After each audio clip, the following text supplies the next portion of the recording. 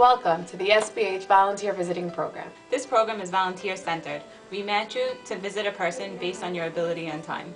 We understand that your schedule can change, for example, from winter to summer. If it does, please let us know. By joining our visitors program, you're not only going to bring a smile to the face of the senior you're visiting, it's also going to bring a smile to you as well.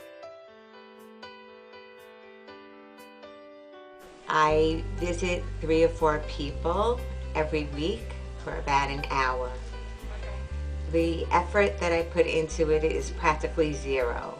What I get from it and what they get from me is incredible. It's a great time for the volunteers as well as the seniors because we're having a great time visiting them. I have my friends next to me, and also the seniors, they're having company and they just feel young again because they have people visiting them that are in 10th, 11th, 12th grade. And imagine they're an 80-year-old getting a visitor, and it just feels very good to them. My cousin helped me get involved and get started, and we used to go visiting and we used to go to bingo. And it was really such an amazing experience. Everyone was so happy, warm, inviting. It was really the greatest experience to go all these places and see all these people and how it affects them.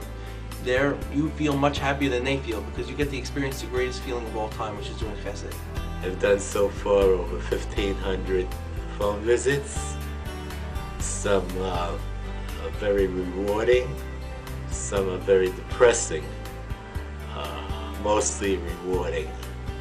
Getting a lot of berachot from the women of the community, constantly blessing me, and sometimes a hard thing to take. I went to visit a client. I walked in, she was practically crippled. She couldn't walk, she couldn't speak, she really couldn't do anything. I had to go to doctors. I got involved with her, I would say, about 3 or 4 months. First week of June, I left to deal. I came back. I saw Simon, and it was like she was a different person. She worked in SBH in the front. She did everything she couldn't do now, and it's just an amazing thing how you saw a difference. Very interesting. I just started taking somebody out for lunch. We go out for lunch every other week. And she told me that she never told anyone that she loved them. And when I dropped her home last week, she told me, "I love you." And believe me, I cried, and it was just incredible experience. This past Passover, I went to go deliver food to someone, and he started crying, and we asked him, "What's wrong?" He said, "You guys, I look forward to your visits, and I would have nothing without you guys. My wife just passed away, and my grandchildren don't give me so much attention," and we become like their grandchildren with our limits, of course. It means a lot because when you're in here, you lose contact with the outside world, and it's good to see people and hear what's going on. And I just love these people, and whatever I could do for them, I would do. Really. I don't want to cry, but they're really wonderful. Look what they did. For my birthday, they gave me.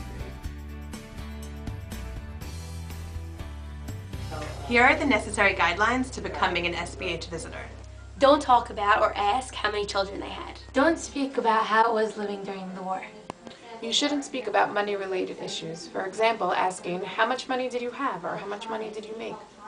Talk about past jobs, sports, hobbies, and books. You could talk about traveling. You can ask about their ways of life, like where they grew up, what food they ate, what school they went to, and things like that.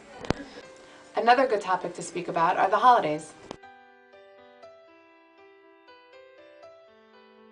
Being in the hospital is a very dehumanizing experience because there's a certain loss of freedom and a certain loss of the ability to make decisions that make us human. There are certain rules that might be helpful.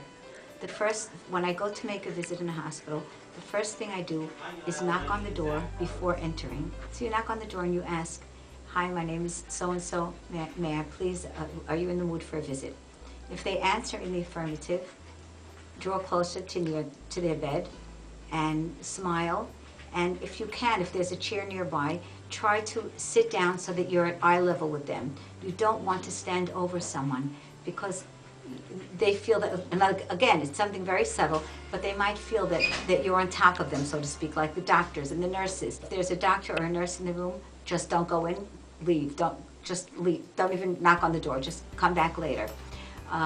If there are family members in the room, it's not a good idea to ask, who is this? Is this an uncle? Is it? People have very complicated family situations. And let's say you see a picture of a baby or a child, or someone made a picture or drawing. You don't ask who made this, because they might not have children. It might be a niece or a nephew. You don't know the family situation. So what I do in a case like this, if I see a picture of a child, I say, oh, what an adorable child. Let them volunteer who it is.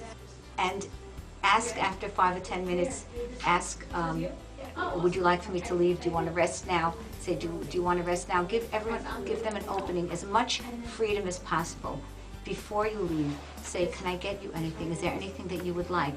And if, let's say they say, yes, a glass of water, you make sure to ask the nurse first, or maybe they'll tell you a sucking candy. It happened to me, somebody asked me for a sucking candy, and afterwards I found out that they were diabetic, and I should not have given it to them. So ask the nurse or doctor on staff first before you give anyone anything. And